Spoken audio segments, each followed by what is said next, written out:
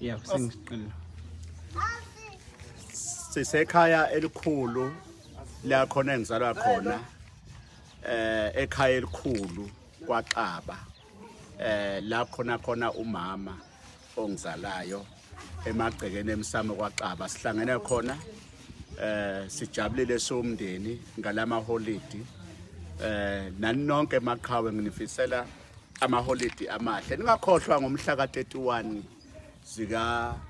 December kuyo lenyanga sohlukanisa unyaka lapho eGoli so besigqoke okumhlophe sonke abaphume bonke abantu ezindaweni zonke emhla ka-31 wozohlukanisa unyaka nomprofeti wabantu uDr Xaba ngisekhaya